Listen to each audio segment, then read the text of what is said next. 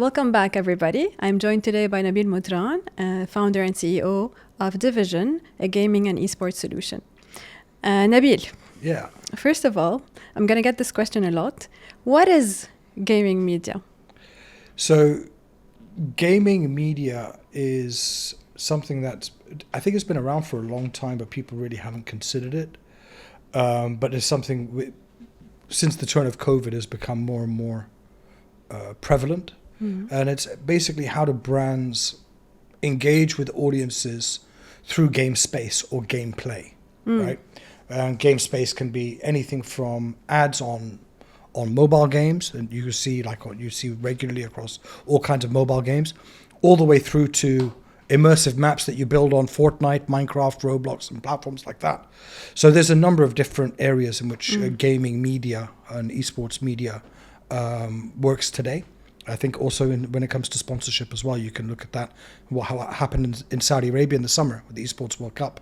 All the brands sponsoring and activating around the Esports World Cup. So as gaming continues to grow, brands are going to continue to look at that as a fun, engaging, exciting way to engage with their audiences. Interesting. Okay. I want to know a bit more about what made you go into it, what you were doing before as well, because I know that you're in the media. Yeah. That didn't differ, but you went into a niche market. How did this happen? It's a funny story, actually. I've always been very fascinated with what the next big trend is. So, back when I started in my career in the turn of the millennium in 2000, when Facebook launched and social media was this thing, and not many people knew what role will it play when it comes to brands, and brands started thinking about what role will social media play for me, and a lot of different trends, like whether it's data and analytics, whether it's e-commerce, whether it's performance marketing, all these things that continue to evolve and be introduced into the marketing and media industry. The one thing I saw is that gaming is a highly engaged space by consumers, by audiences. And if there's that high engagement, then there's got to be a way to brands to benefit from that. And I think the turning point for me was COVID. I don't know if you recall, in COVID, there was a concert that Travis Scott did in COVID on Fortnite. And he invited people to the Fortnite map, and he had a concert live in Fortnite. Now, to put it into perspective, this was really one of these aha moments for me and for Dan, my co-founder, was the largest ever concert ever to be played live was a Metallica concert in Moscow in 1996. Okay. And it had 1.6 million people attending. Wow. Okay. When Travis Scott did his concert in Fortnite, do you know how many people attended it?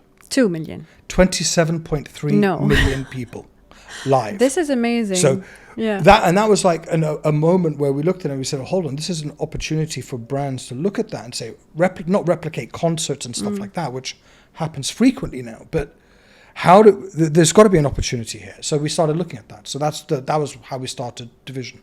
That was together. So is it Dan that started it, or yourself? Both of us together. Okay, so you discussed it together. Yeah. And where were you in your life at that moment? I was sitting in a really nice corporate job. Really nice. How nice? Very, very good job. Sitting in Bahrain. I was working for the Economic Development Board of Bahrain, semi-government entity, as the chief marketing officer, working on the country's marketing strategy. That's a dream job. It was a great job, and it was a phenomenal place to live. Bahrain's a great country. Working within the government was a very, very eye-opening. Different kind of stresses, different kind of challenges that you have to overcome from a marketing perspective. But it was one of those things where you look and go, look, at my age, if I don't do it now, I'm always going to wonder what if. And if it fails, I'm going to learn a hell of a lot during that process. And if it does fail, then I'm not going to regret that. I'm going to learn a lot and move on and do the next thing. But alhamdulillah, we're doing well. We're continuing to grow. We're 3 years in, and things are going well. And how did you prep yourself actually to do that move? So is it in parallel with your job? Did you leave everything? Are you a big risk taker?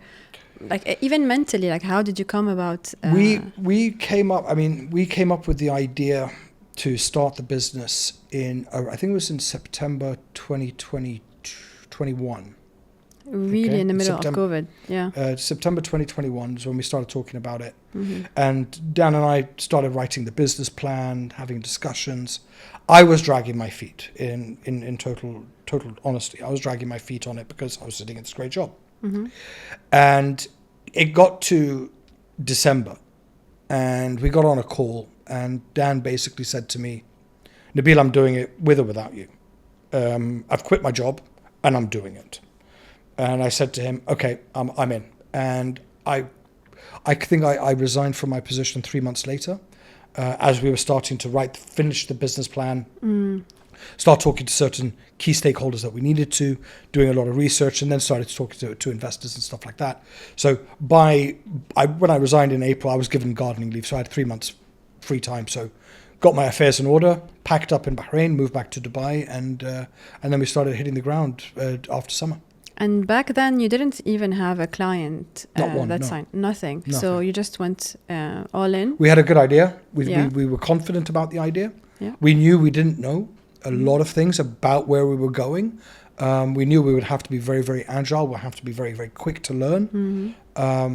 We got challenged a lot on a lot of things, but may just go back 2 steps back, 1 step forward kind of thing for a number of months. But we launched the business in October 2022. We had our first client in November. In November? Yeah, so we were literally 4 weeks in and we got our first booking order for a campaign. And that was with L'Oréal.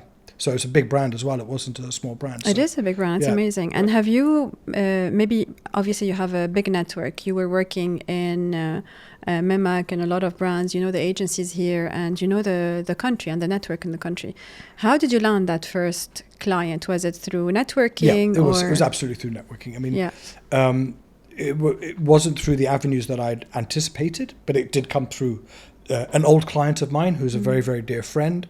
And fortuitously, she was talking to a friend of hers that worked at L'Oréal who had an activation they needed to do and they were looking for gamers. And she goes, well, just funny enough, I just spoke to my friend Nabil. He's just started this business. So this guy called me and he said, I need some help. I have a problem. I'm trying to find gamers and I can't find them. I'm like, well, you've come to the right place. Division is exactly that kind of solution. So it was a very, very lucky turn of events for us. And so what came first? So did you set your offering first? Were you in touch with gamers? Have you pitched the idea to them? Yeah. And then you went to the clients and okay. We did both because we're not a marketplace, but we are a marketplace. We're a place where brands can connect with gamers. Without our involvement. So we have to look at both the supply and the demand side of things, right? The supply of talent and the demand from clients, and we had to speak to both to see if it was a solution that the clients and the agencies would want to buy, and if it's something that the creators would want to engage with. Yeah, if they're interested. And there was a profound yes on both sides. So we knew we had something, and then obviously the way that we integrate all of that, the way that we build the commercial terms, the way that we manage the system, the way that we report and we do our analysis, all on the back of that has been very, very helpful for the brands to understand the space. And how did your past help you in what you do today? So what do you do today for Division? I know you're the CEO, right. So I mean, CEO does a lot. What do you actually the term CEO is a strange term for a startup, I believe. Why? I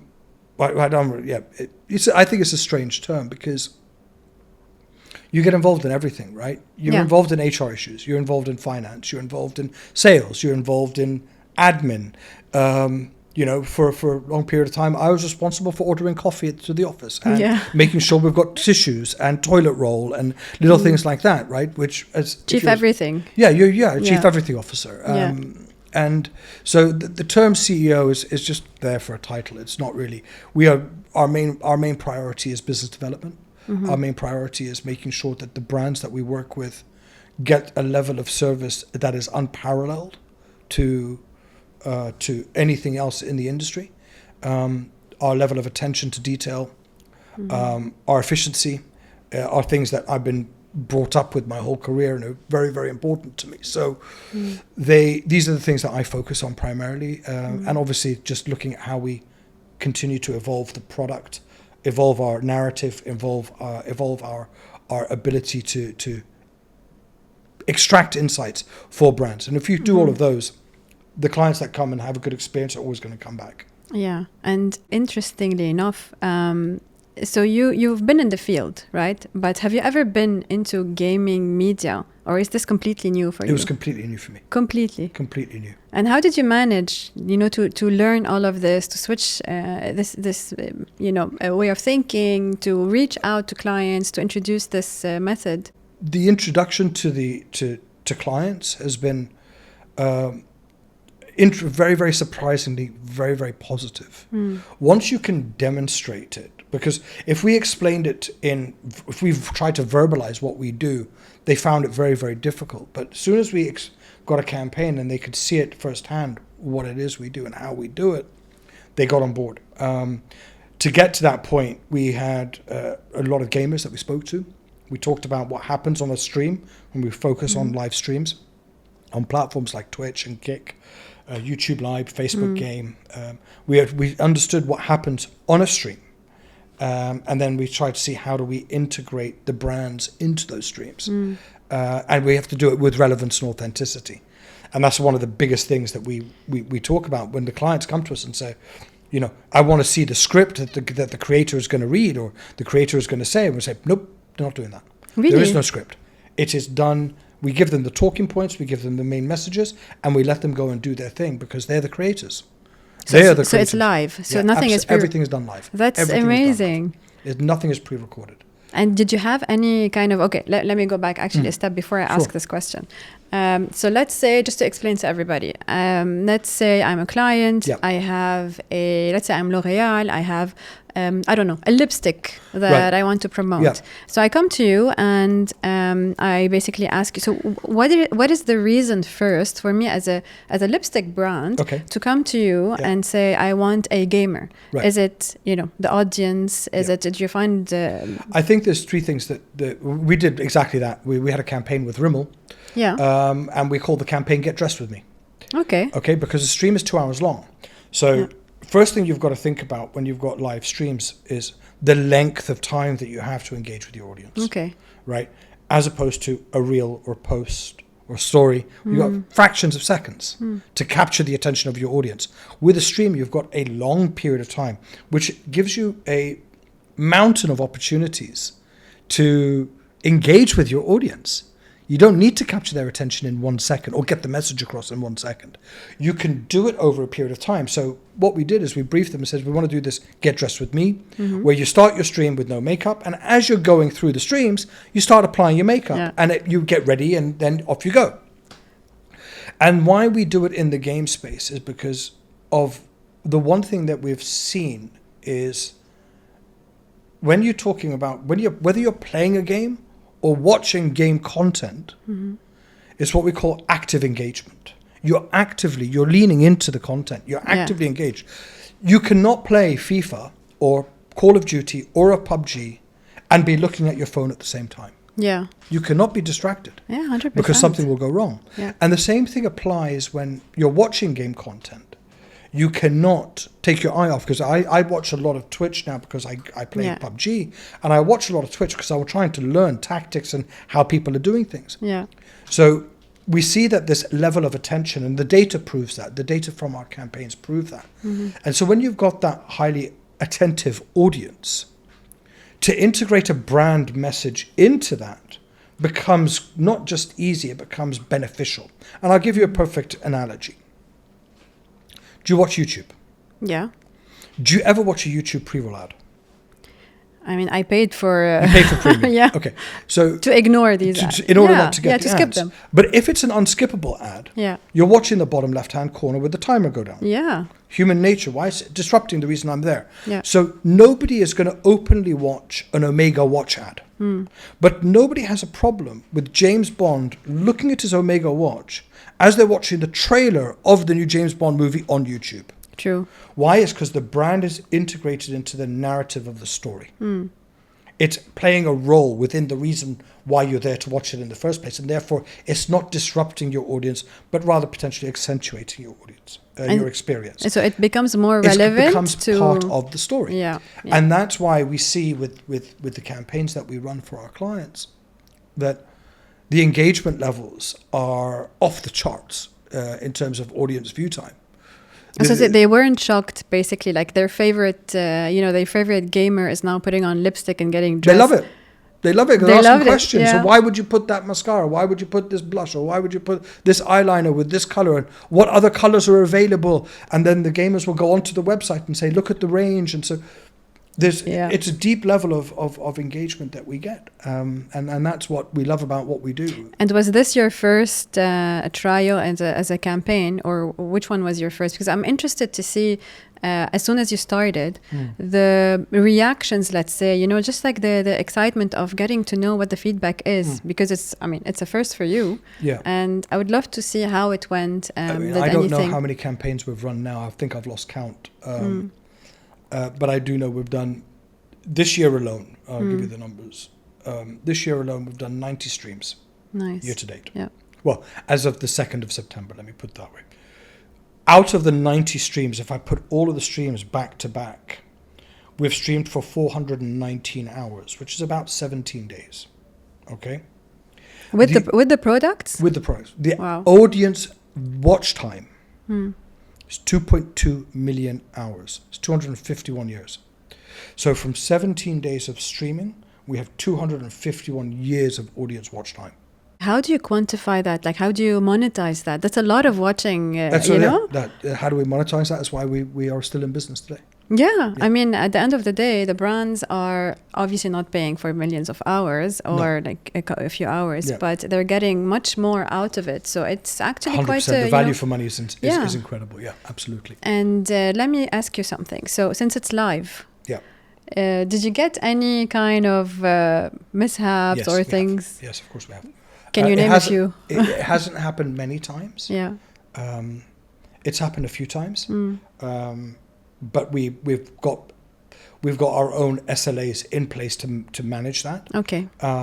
We have our own systems in place to ensure that if anything does go wrong, whether it's the maybe creator, foul language or maybe the creator made a mistake, or maybe the audience has been aggressive, right? So we've got to protect both, and so we have our systems in place that enable us to manage those systems, to manage those situations, and we have had that in the past, and we've managed it, and the client's been very grateful for how we've managed it. So you know that when you're in those settings, you could face it, and it could happen at any time to anyone, especially on certain brands and certain sectors. It can be quite confrontational. On the other hand, some brands we've outrightly rejected. For which reasons? For whatever reason they may be. But you see, with what you're doing, your audience is everywhere.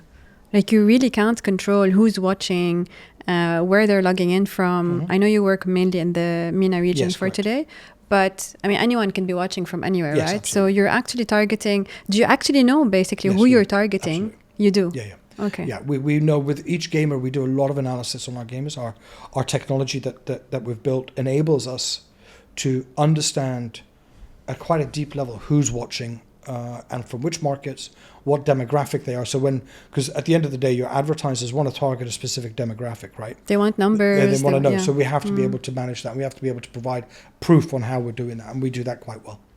Are you a gamer? I'm a bad gamer. I'm the worst gamer. The only thing I do is Mario Kart. It was a long time ago, which actually brings me to my other question. There's gaming on streaming, and there's live gaming, and there's console.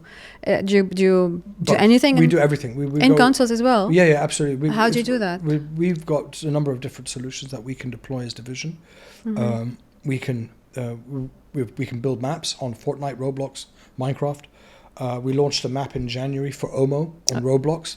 Really? It was called Res My Laundry, and the game was basically go and kill the germs, kill the dirt, right?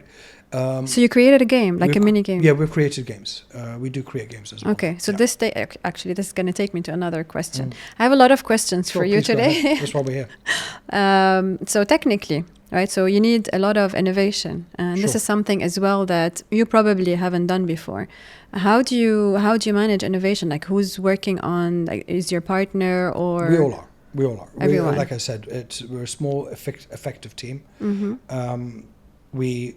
We keep everything close knit to each other. Mm-hmm. Everyone has a say. Everyone gets to do everything. Obviously, everyone has a center of gravity to what their role should be. Yeah.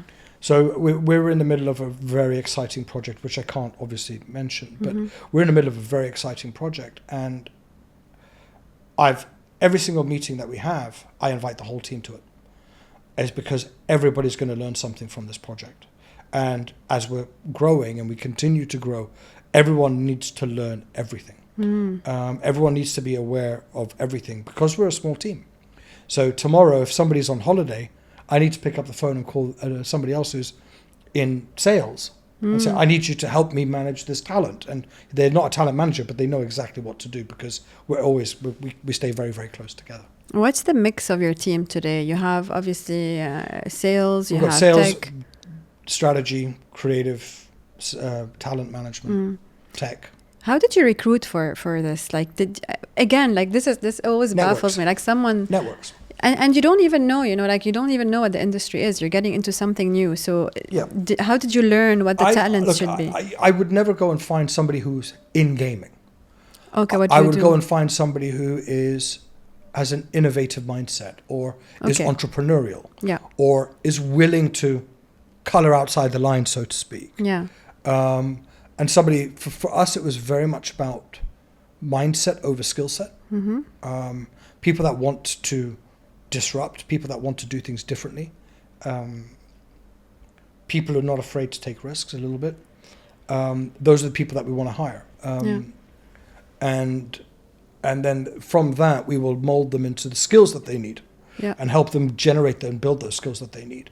And sometimes it hasn't worked out. We've had people leave for whatever reasons, and obviously very sad to see them go. But the team that we have now they're firing on all cylinders. It's really good to see. That's amazing. Yeah, it's really good to see. I want to ask you a bit of in the beginning as well. So you're obviously a father and you have a family. So there's a lot that goes in. So I always tell, when I left my job, I actually told most of my friends, don't do it if you have a family, because it needs a lot of like emotional, financial, everything. You need to think about everything. You need to make sure that everyone is happy around you. Have you discussed this with your family before you left? We what didn't happened start there? division without the blessing of the family.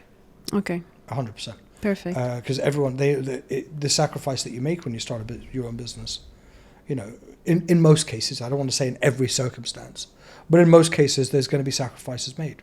Absolutely. Whether it's on your salary that you're giving yourself, whether it's on your time that you're available to spend with family, whether it's changes that you have to go through in to be able to accommodate for the growth period or the establishment period of starting a new company. And I'm saying that's not in every case. In some circumstances, it's like that. In other circumstances, you're exceptionally well funded. You're immediately structured. You've got immediate teams, and you give yourself a nice runway and a nice roadmap of development over years. Yeah. But for us, we wanted to remain somewhat uncomfortable. We were very, very keen on generating revenue immediately and being dependent on revenue generation, as opposed to having a long runway to develop that. Somewhat maybe too ambitious we were, and it's hurt. It's been painful at times, but yeah, obviously it does require the full family commitment, and they've been brilliant about it. So I'm going to ask you a few questions around your journey. Sure. Obviously, there's a lot of ups and downs. Every founder goes through a lot. As you said, it depends on the journey. So you said you wanted to be a little bit uncomfortable. Yeah. I want to understand a bit of what happens in your lowest low. You can give me an example of what happened or the way you actually dealt with it. I mean, there's been a few times that you've gone back and you've sat with yourself going, all right, is it time to pack it in? Thankfully, never taken that decision. But you got close to thinking about it. We've come close a few times. Yeah. We've come close a few times. But we're just like, okay, let's see one more week what happens. Let's give it one more week. Let's give it one more week. Let's just push it a little bit further. Let's see what happens. And then something happens. And you're like, I'm glad we didn't pack it in, because now we're seeing some really good positive traction, positive momentum. And so that's given me a certain level of confidence that anybody who wants nine out of 10 startups that fail have done so because they haven't just pushed a little bit longer. Because that if you've seen success, right? If you've seen there's an acceptability to your product, your solution, your service, whatever it may be. If you've generated engagement, whether that's if you've done business, right, through your solution, whichever way that may be, doesn't matter how much business you've done. If you've done business, then you've got a product that's working. If it's not generating and sustaining enough to give you the sort of longevity that you need for that business to be sustainable, then that's a problem that can be resolved, right? And then all you got to do is find out, how do I solve that problem, instead of just packing the whole thing up. If there's no viable product and there's no, obviously, if nothing's working, it's a dead duck, right? And then you've got to say, but we know we have a product that works. The results show it. The clients are happy. They're coming back. Our problem is we didn't have enough volume of business. It was too slow. And you always have as well your everyone that's working for you. You have their salaries, you have their well-being. Oh yeah, completely. So there's a lot, right? Yeah, completely. And that's where the culture comes back into it, right? Yeah. The culture of the team, and this is where we go back to the team that we hired. We had a really tough time in 2023. Told the team, sorry guys, we're not paying salaries. Everyone turned up to work the next day. They said, really? They understand that. We understand where we are. We understand what we're building. You're not the only one just because you're the founders that you're going to have to sacrifice. We're all in it together. Well, you are always transparent then 100%. on what you're doing. And as a result, now they have equity. They're shareholders. That. Yeah. Because of the loyalty that they've shown. So Dan and I turned around and said, we've got to give these guys we've got to give them equity. They're as much part of the reason why Division is where it is today as we are. So they have to have the skin in the game now. And so because of their loyalty, they've been given equity into the business, and they have a say. So I report to them as shareholders. I love it. And it's great. It's great. It's lovely to feel like you're part of something. Absolutely. And if they believe in it, 100%. honestly, it makes the whole 100%. difference. 100%. I have to ask, so this mindset of yours of, keep going, the strength that you have, does this come with, I don't know, a personality, your life, some support you have, or your past jobs? So how did you build that mindset? How do you do it today, actually, as well? How do you stay sane? How do I stay sane? Yeah. Are you sane? No. No. No. I wouldn't. Yeah, problem. I don't know. Actually, depends who you ask. Let's put it that way. How do I stay? I think, look, at the end of the day, the one thing that I will always tell the team is that we're not saving lives. We're not here to save lives. If it fails, it fails. And as long as we gave it our best and did our absolute everything to make it a success, and it fails, I'm okay with that. If we didn't give it 100% every single day, that's when I start having a problem. And if we're not going at it 100% every single day, we need to be better. And the people we're up against in our industry are monsters.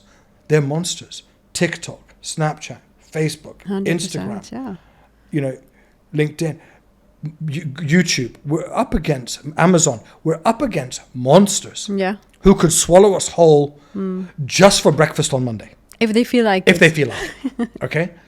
So we have to be 10 times better than them every single day in order for us to be able to stay in the game. And that gives the team that driving force. And then something I always tell them, guys, we're going to have to be 10% better than we were yesterday. Yesterday we were brilliant. We did an amazing job on this. We delivered a great campaign on that. But tomorrow we're going to have to be 10% better because we're up against some serious competition. And what made you so resilient? Like, is this your personality? Or I don't know. You don't know. I don't know how to answer that question. So, I read a lot about founders. I read a lot about, starting your own company, etc. And there are a lot of things that I relate to. I feel like the business is a mirror of who you are. If the business is failing, as you said, like if everything is working, everything is great, you have a product you're selling, you can do the work. I feel like a lot of it is a mirror of who you are. If it's unorganized, then you're unorganized. If it's, if it doesn't go anywhere, then you're lazy, etc. Do you relate to that? I to a certain extent, I do relate to that. I think the speed of growth, the speed of development is mirrored on your ambition and your need to execute at whatever period and speed you want to do that, right? I always want things yesterday, always. Always since you can remember. Since I can remember, I've been a very, very impatient person. So when we get a booking order for a campaign, I want to launch the campaign tomorrow. Even if the client doesn't, I want to get it done. I want to go. So I'm quite an impatient person when it comes to that. And I think the team have adopted a certain level of that. But I think that's where, if you are looking to start your own business, you've got to find your perfect, if you're doing it with a partner, you've got to find your perfect partner that complements you. And the wonderful thing about my business partner, Dan, he's the polar opposite of me. Patience. He's completely patient. He's completely perfect. Calm. He's like a steady keel on a boat. And so he grounds me in that way. So I'm like all over the place. And he calls it the Monday Zoomies, right? Where I run around going crazy and like, what are we doing here? What are we doing there? And he's like, everyone just calm down. And so you've got to find the right partner that helps you and complements you in that respect. But yeah, I think the culture of a company is mirrored on the culture of its the culture of its founders, on the character of its founders. Absolutely, it is. And do you guys share the same responsibility, you and your founder? Okay, no. So it's very different. We have different roles. Do you feel like this helps as well, not 100%. having the same responsibility? 100%. We obviously a lot of things we do collaboratively. But no, he has a specific center of area that he focuses on, and I have an area of focus as well. Okay. Now let's say you're feeling a bit down or angry, or something happened at work. What is your go-to, like on a personal level? Like what is your go-to calming down kind of, or getting back into your zone thing to do? I would say sleep. You can sleep if you're... Oh yeah, I can sleep. Yeah, that's amazing. Yeah, I can sleep quite quickly. Yeah. Motorbikes, helmets, anything life inside of a helmet is just better. Motorsport. Yeah. Life is better. The view from inside of a helmet is always better. Yeah. Walking my dog. That's very relaxing. Yeah, which is nice. Or travel, right? Take a couple of days off and just travel. You disconnect and then you... I don't ever disconnect. Okay. I don't think you can if you're a founder. So have you ever done some coaching, or have you ever done any therapy or something that Personally, kind of helps you? No, I haven't done therapy. I've done therapy in the past, but when it comes related to the business, no, I haven't. All right.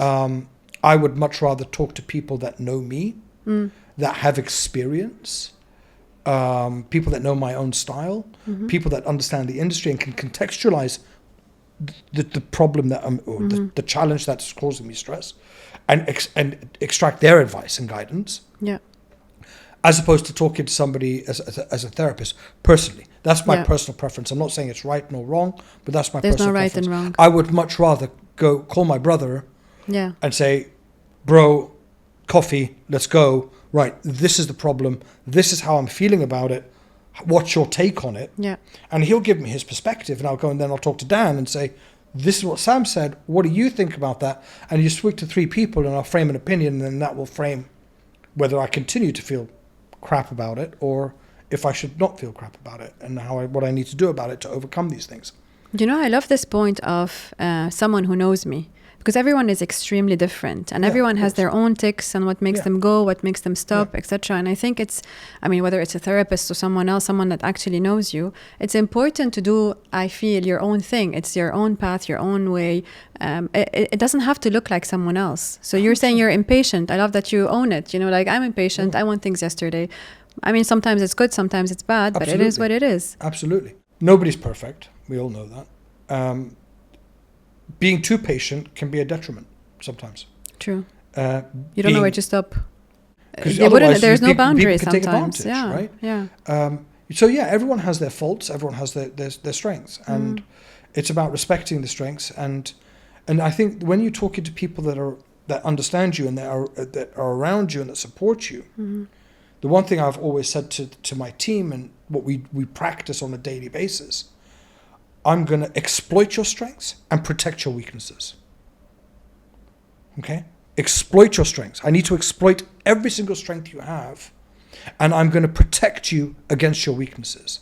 And if everyone can do that to everybody in an ecosystem, whether it's whatever team that may be, you're going to have a killer team there. You're going to have a proper dream team kind of thing, right? Yeah. That's the same principle that you get in sports.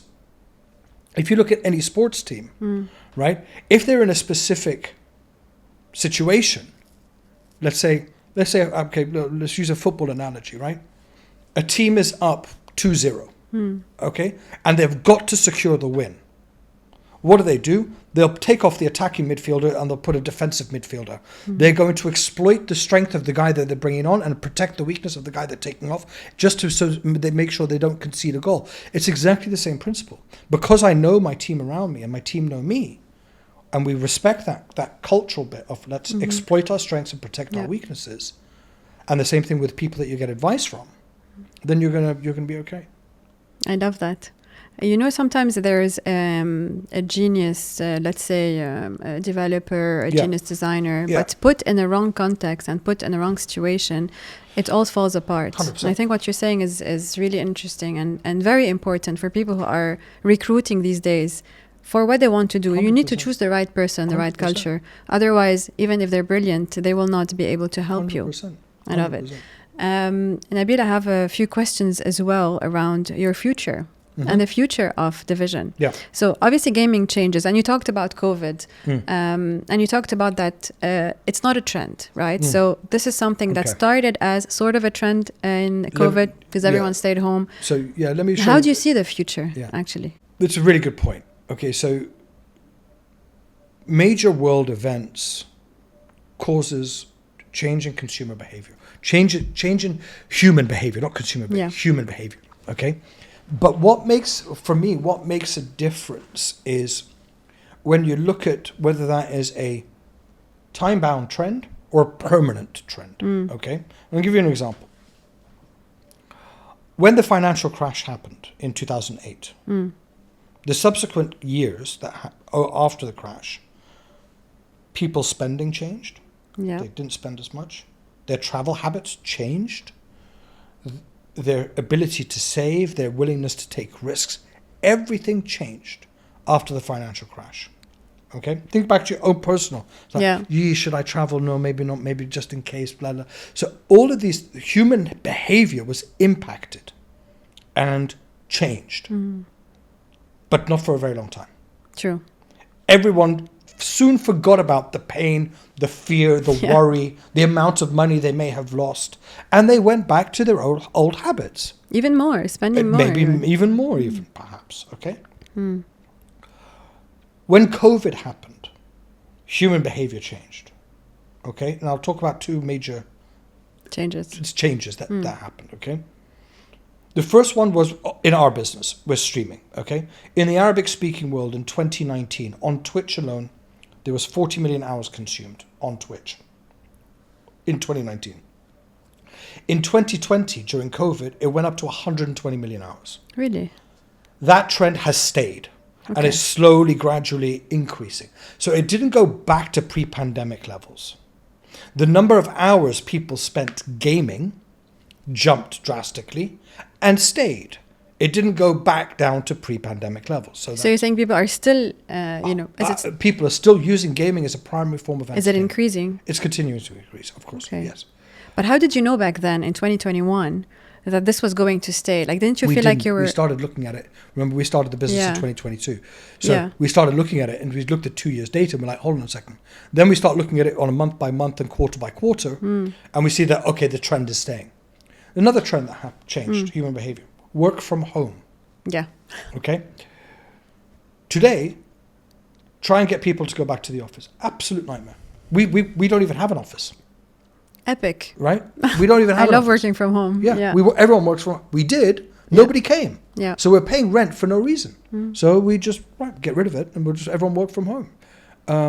So is the productivity still... I'm quite old school when it comes to these things. Okay, I've accepted it, but I still think that there is a need for an office. But I've been overruled by life, by the team. Okay. So I've succumbed to accepting it because Good. we had an office that I would go into, and I'd be the only one there. I think you're the one that enjoys the office more than I do. anyone I like else. being around people. So. Yeah. So the trend. So these things happened. Now, that's where I think that there's these events that go on are enabling us to look at how human behaviors are changing, and that's when we saw what's happening. We said, that's something that's going to stick around. It's going to stay. It's going to get bigger. People are going to start jumping on it. The amount of hours, and we have one streamer in Saudi Arabia that we work with. When he streams, he has on average 51,000 people watching him at any given time. Wow. 51,000 people.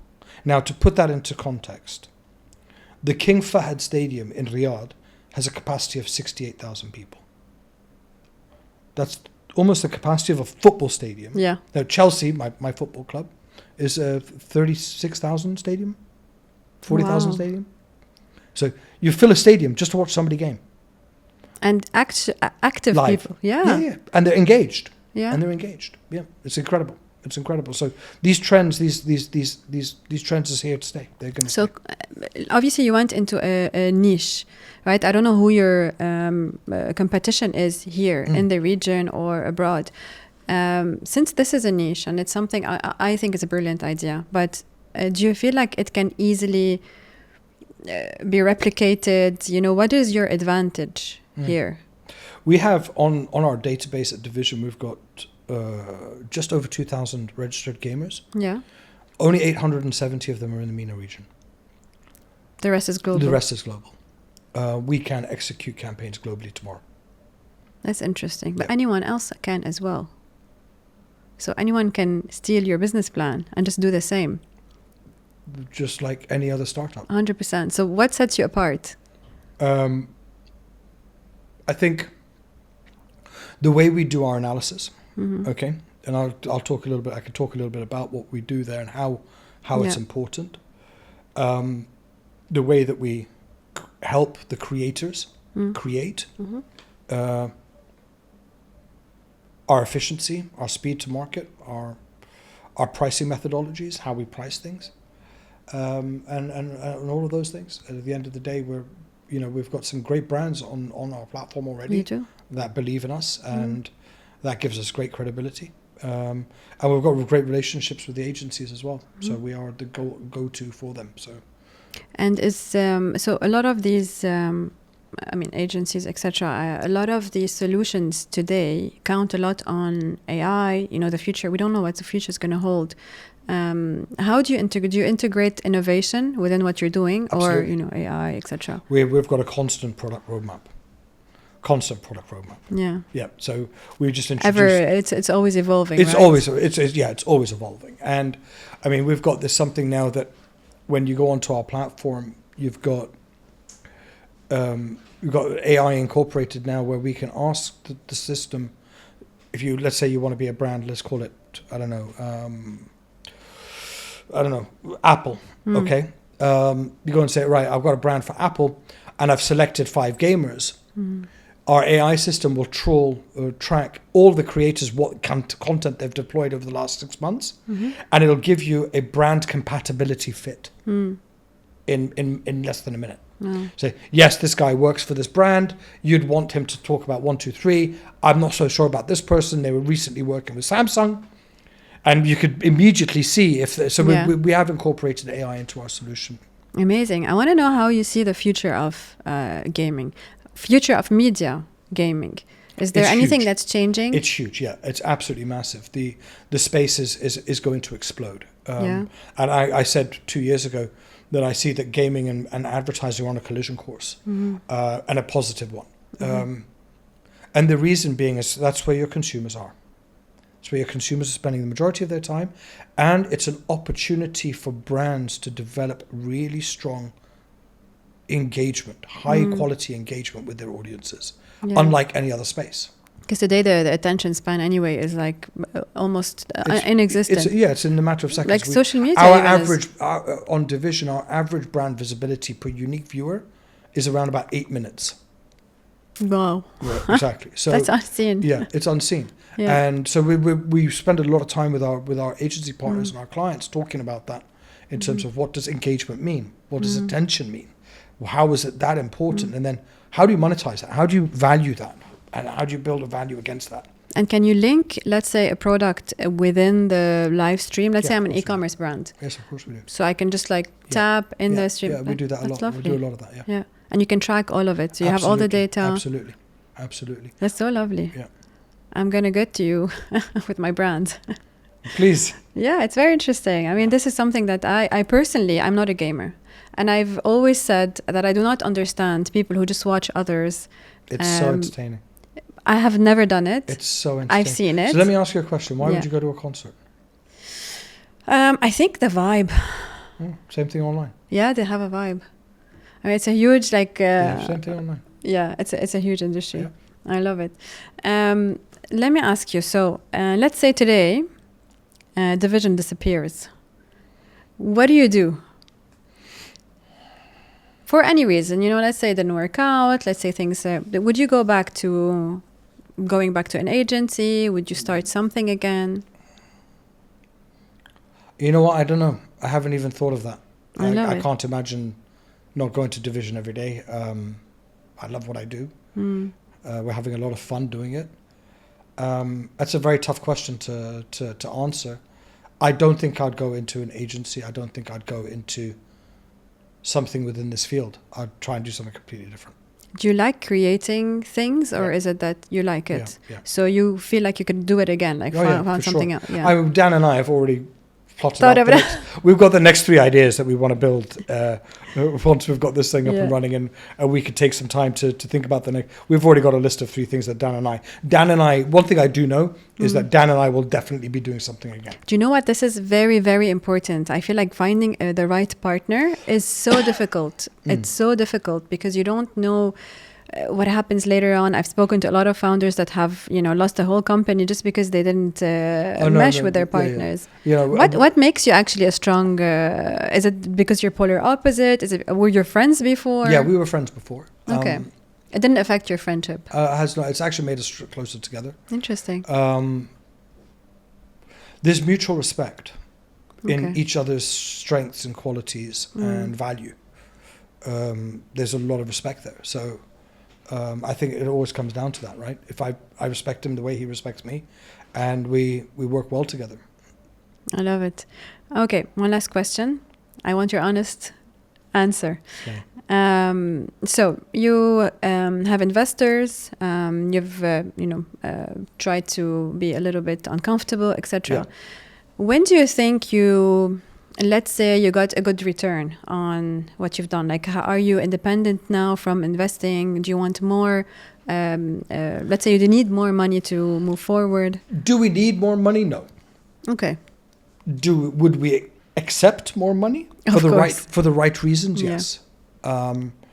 We're not actively raising capital today. Okay. However, if somebody came and said, I want to be a part of this, and here's a check for whatever that amount may be, and they can add value to the business, then yes, we would entertain it, because we know that would fast track certain innovations that we want to be introducing, which right now we're doing at an organic pace.